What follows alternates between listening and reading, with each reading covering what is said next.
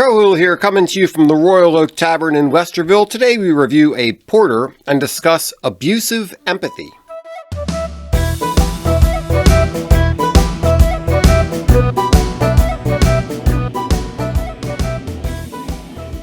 All right, hello. Hey, good to see you. All right. Good evening. Good evening. Good evening. How about some beer and conversation? Oh, that's a great idea. So what are we drinking? It's a porter. Okay, fantastic. Yeah. I love porters.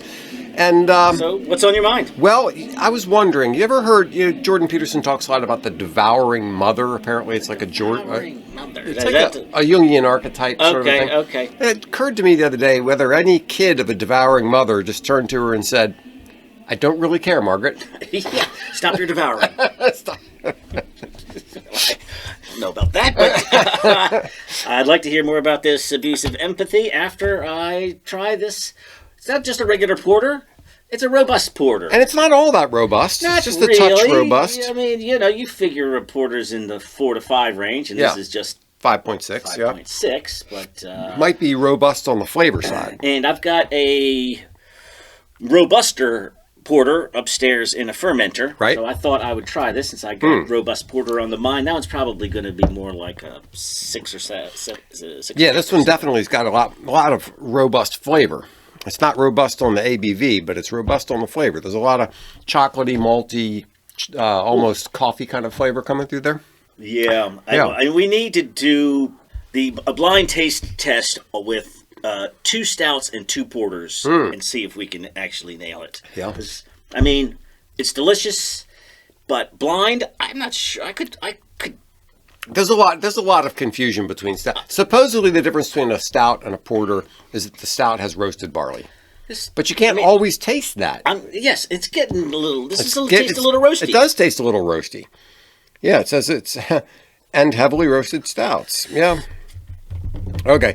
Well, anyway, it's delicious. I like it. And what exactly you call it, I'm not going to worry too much about it.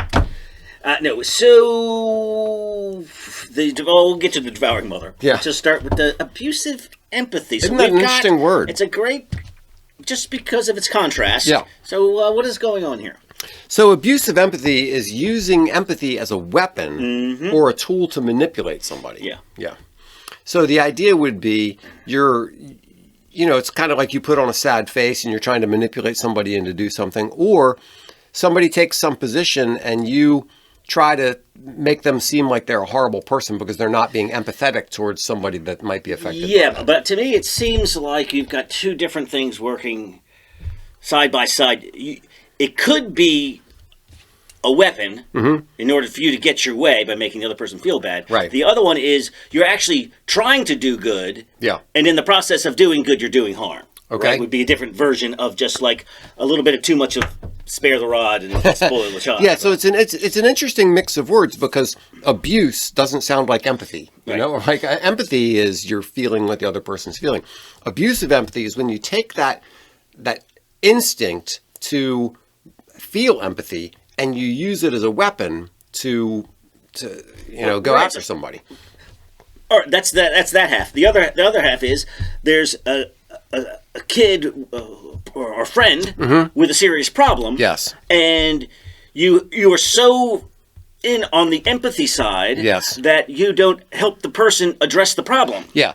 Yes, right? exactly. So that's a situation where, for example, you have college kids who you're treating them like they're so fragile that they can't handle another point of view. First, you're telling them You're telling them that they're adults and then you provides a cry room because there's somebody on the other side of campus who might be saying something you don't agree with. That's right. Or coddling sin to avoid hurting somebody's feelings. Yeah. Like, somebody's down on, they haven't had a job for a little while and they decide, well, I'm just going to have to rob the bank. And you say, well, I understand your feelings about that, because you've been out of work for such a long time. So abusive empathy is where empathy turns to its dark side.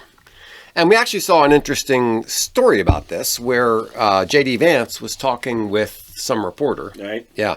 And the reporter was trying to make it sound like, oh, no, you're scaring children and you're doing all these bad things. And what? No, specifically, it was about he's saying, we just can't have millions of unvetted people coming. But she's like, oh, they are vetted. They are vetted. She's saying that like it's a fact. That's right. She's saying like it's a fact, and we don't know. It was an Islamist, attack. Right. Well, we don't know if he was radicalized there or here.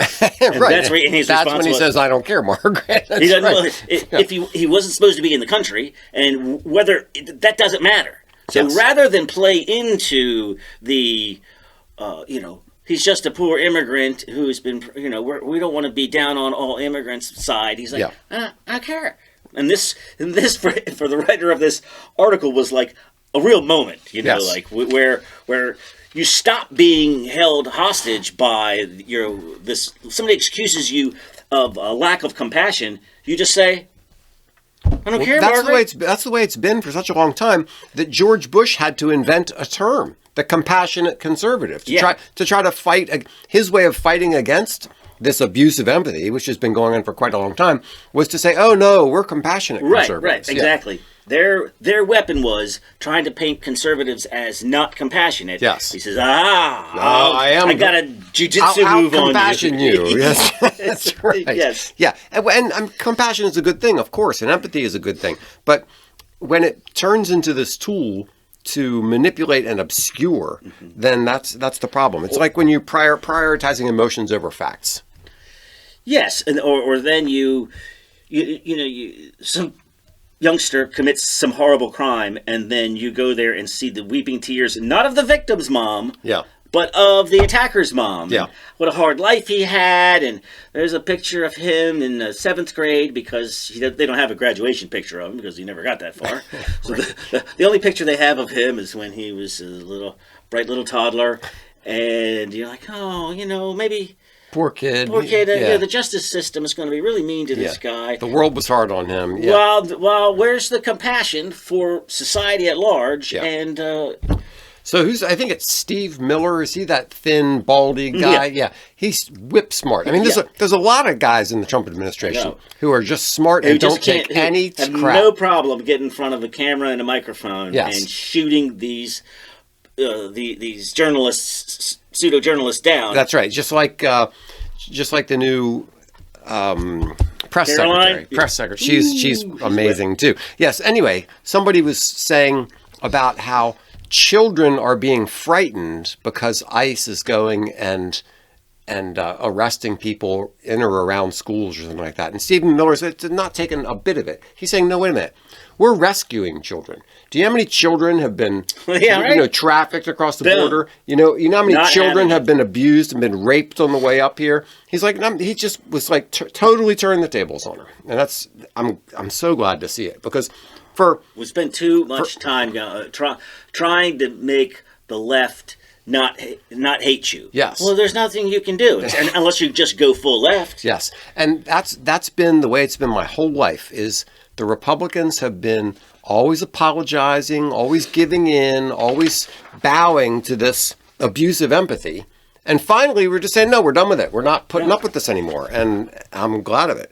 So, people will use this kind of thing of, oh, if you're doing that, you're supporting sweatshops in Asia. Or, oh, if you're doing that, you're destroying the environment. It's always trying to put some emotional appeal to blame you, and irrespective of facts. Right. And trying painting you as non-empathetic or non-compassionate. Yes. And therefore, I've won the argument. But you're just taking advantage of emotion, and they're trying to silence dissent by making the other side seem cruel or unfeeling or lacking compassion, and it has nothing to do with the merits of the case. It's just, oh, that's cruel, and that has been a winning strategy for a long time. It's just not working anymore.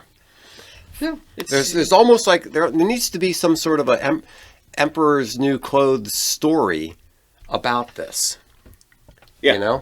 Where somebody maybe it's J.D. Vance, where he finally says, I don't really care, Margaret. I don't really care, Margaret. Yeah. And poof, it's done. Right. I'm not going to defend the policy and go down, well, you have to consider this, you have to consider that, give you a 15-minute explanation of why it isn't as lacking in compassion as you think it is. Just shut it down. Yeah. I don't really care.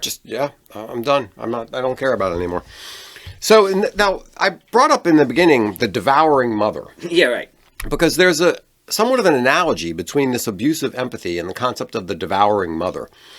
And the devouring mother is basically trying to make sure that the kids remain dependent upon the mother and never grow up. See, obviously the mother is the more nurturing of the two parents, and there's more empathy, there's more connection, there's more emotions going on between mother and child. And the mother has to, at some point, give the kid up and let the kid go out into the world and do the hard things and be exposed to danger and all that kind of stuff. Right. The devouring mother isn't willing to do that.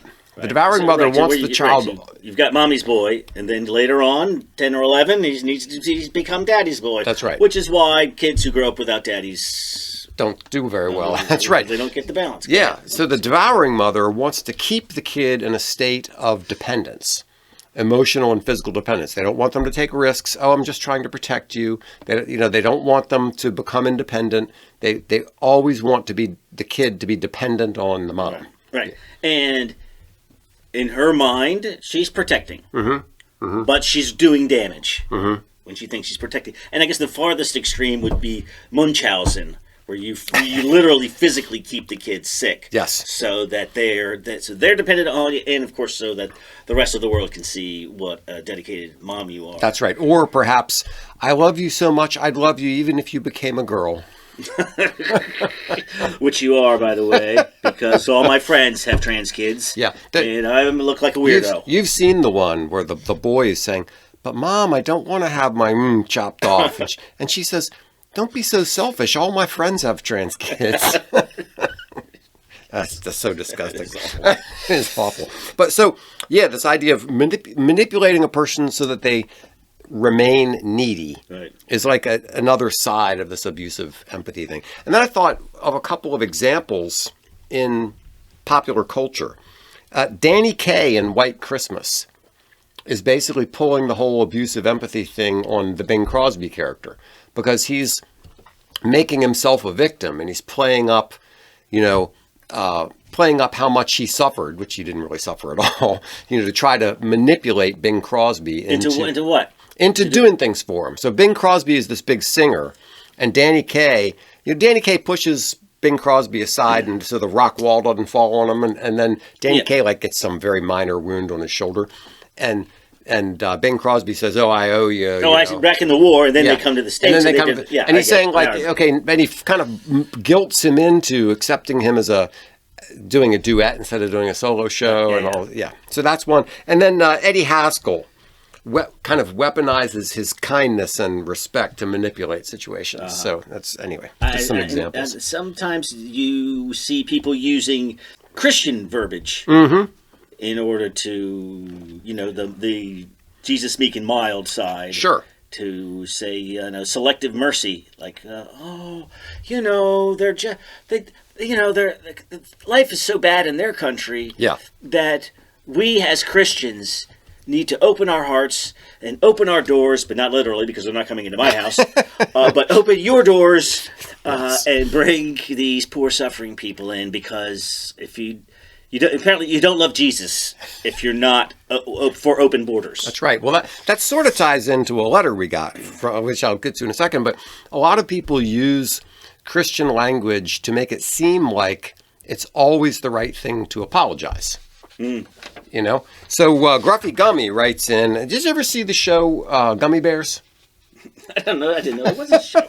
Yeah, Gummy Bears. There's a TV show called Gummy Bears. I watched it with my kids a long time ago. And it was actually a decent show. There's a character named Gruffy Gummy, who apparently this guy also... you of this guy? Yeah. No. He gave his game name as Gruffy Gummy. He was asking us, should Elon apologize for the alleged Nazi salute? Oh, God. Did he really? Yes. I am so mad that he would even bring that I know. Up, because it not only should he not apologize, we shouldn't even be talking about it because it was such a non-issue, but we need to talk about the non-issue-ness of the non-issue. Yes. So have you seen how many clips there have been of all kinds of Democratic politicians making almost precisely the same gesture? You touch your heart. You say, "Oh, I'm so grateful that you all, are glad to see me," and then you gesture out to them like, yes. Thank you so much. And they show everybody doing that. They can show dogs doing it. What was Harris's running mate name? That Goofy Waltz. Waltz, yeah. They showed him doing it repeatedly over and over again. Touch your heart and wave to the crowd. They show AOC doing it. They show Barack Obama doing it. They show Hillary Clinton doing it. But none of those things count. It only counts when somebody who's working for Donald Trump does it. Right. So. So this is going to bleed into you don't hate the media enough because they have to know that they are manufacturing a BS story. Yeah. And so let's just think about in your mind, this journalist lady, he said, "I know what I'll do. I'll get on stage and I'll zig heil everybody." And as a secret dog whistle. Since everybody there are also secret Nazis, yes, they're gonna dig it. Yeah. So is that how you picture Musk and of the whole MAGA world? The whole thing is so extraordinarily stupid. It's like. Well, anyway. So fake news. So let's see if we can generate. He's saying, "My heart goes out to you." He's making this gesture. It's like so obvious that's what's happening. And, or is he? Or maybe he didn't want to do that, but he is such a Nazi deep in his heart. Exactly. He couldn't help it. He couldn't help it. He was so used to the secret meetings because he's so used to doing that all the time. And the secret meetings, yes, where they're killing children and stuff. That's right. You, the clever media folks. You saw it, found them out. Wow, you found them out. Yes. Oh and then you wouldn't believe how much belly aching there was over this on LinkedIn. Oh no! It was so much belly aching. It was such an apparent fake effort to create anything negative and completely to manipulate. Yes. And you're saying there are plenty of people who bought in. Tons. Jeez. And people who I used to think were decently smart people. Now it's like, okay, you're on my dumb list now. But okay, so even the Anti-Defamation League said it was not. And as far as I'm concerned, the Anti-Defamation League can find Nazis under anything. Yeah, but they came out and said no, this was just an awkward gesture. So come on, you got no cover here, liberals. I thought, all right, look, you just went all in for 2 years to try to get a Democrat elected, and you didn't care who it was, right? So you would just say anything and do anything, 24 hours a day. When it failed. All your companies, CNN, everybody was just like, you know what? Well, we didn't have the effect we wanted, and actually nobody's watching us anymore. Yeah. And so we're going to actually have to have a newsroom with some balance. So they start firing people, reconfiguring their editorial boards, and these are lefties. This is Washington Post and CNN and all that. They're losing market share. So you figure, you know what? They've seen the light. They realize you can't just keep doing hair on fire. That trick doesn't work anymore.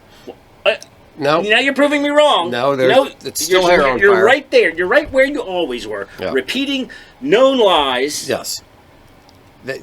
Inventing a lie because you're going to, and then either they have to know it's a lie or they have mental problems. Don't drive me into this. Like, you can't be actually dumb and get that far. Yeah, I don't think it's hard to believe. So anyway, I'm going to have to err on the side of liar. Yeah, so I wanted to kind of go a little higher and address Gruffy Gummy's question in a more abstract way. Like when is an apology? When is a call for an apology? You just ignore it. Yeah. Okay. So obviously, one reason is when the goal is not reconciliation. Because a genuine apology is to reconcile and restore the relationship. That's the purpose of an apology. Yeah. There is no intention of reconciling anything here. So they're not calling for an apology because they're going to say, okay, now we're going to forgive you. They're going to call for an apology and say, see, even he admits, right? Yes. I win, you're defeated. Right. So when you're trying to guilt trip the other person into compliance, that when somebody is trying to guilt trip you into compliance with their call for an apology, you do not apologize. They're trying to play the victim in an exaggerated way to get an apology. Right. Forget that. When it's weaponizing emotion, no. When they expect an apology because you have a different opinion than the other person has. Right. You know, you need to apologize for that. No, we just have a different opinion. There's no need to apologize. Right. So you need to identify that proper sliver of, first off, you got to feel you're wrong. Yeah. That's right. And you certainly don't take the temperature in the room to decide, do you feel that you're wrong? Yeah. Okay, well, maybe we can talk about this. If you don't, but wait a minute, I've got to weigh this out versus that, that's when you don't apologize. Right, yes. And you know what? The news cycle is so fast, and Trump is... You guys can't keep up. Don't even pretend you can keep up. You'll be talking about something else 5 minutes from now. So now, yes, you're gonna have to squirm for 5 minutes by not apologizing because it's all gonna go away.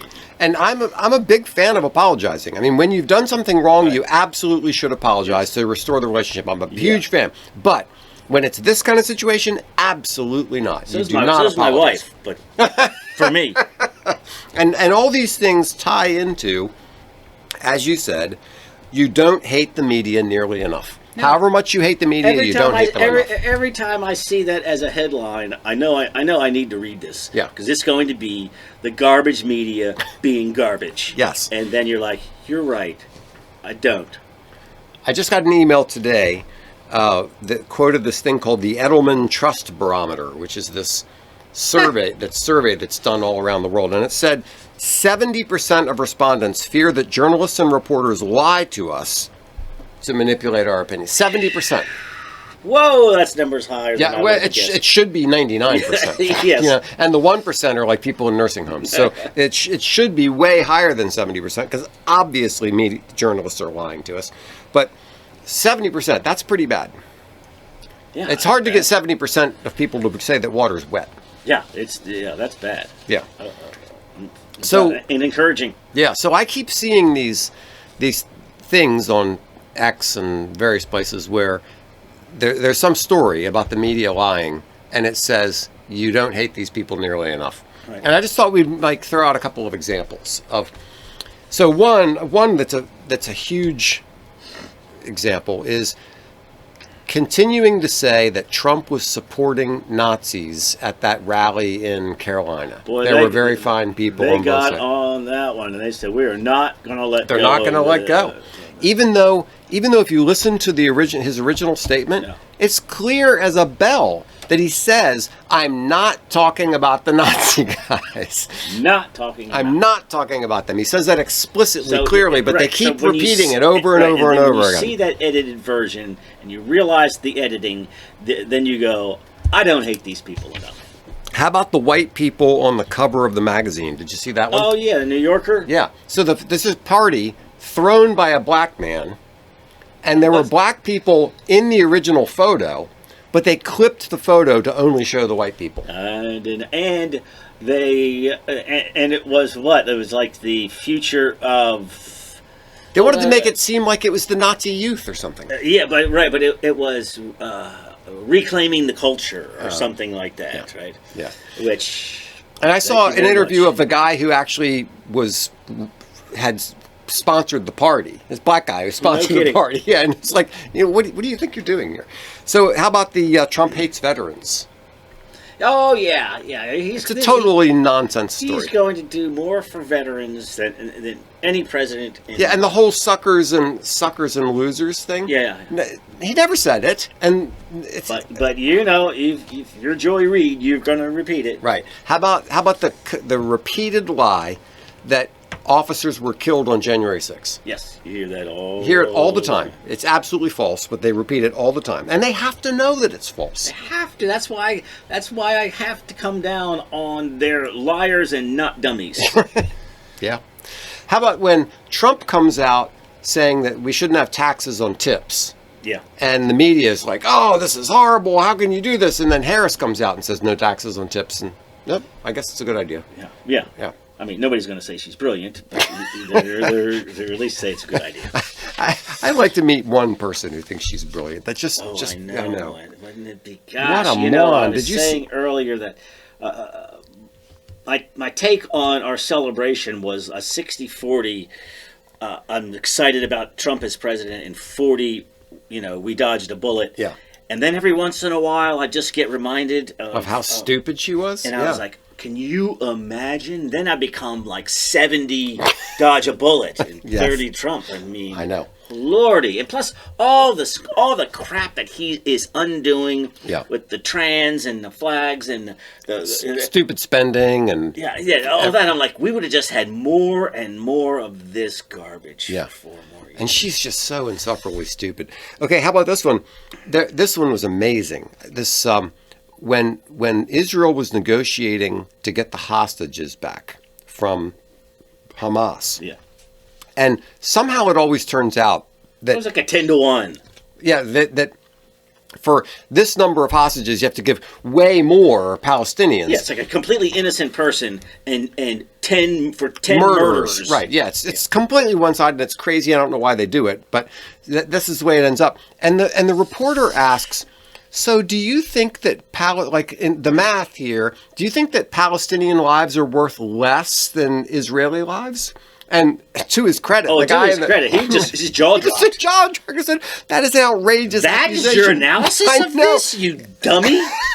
But that's the kind of garbage that you get from these people because you don't hate them enough. Yeah, the media people are disgusting liars, and it's just astonishing how bad they are. Right, and they are finally plunging, and you see who's now being let into the press room? Oh yeah. Yeah, it's the new media. Yes. You've got the It's a good thing. Yes.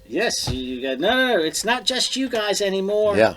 We're bringing in Daily Wire and other people to be in there. So that's fantastic. Podcasters and That's fantastic. Yeah, I'm glad your days are over. All right. Well, before we go, Crowhill, I'm a little concerned about your drinking. You know what? What? I don't really care, Margaret. Damn it.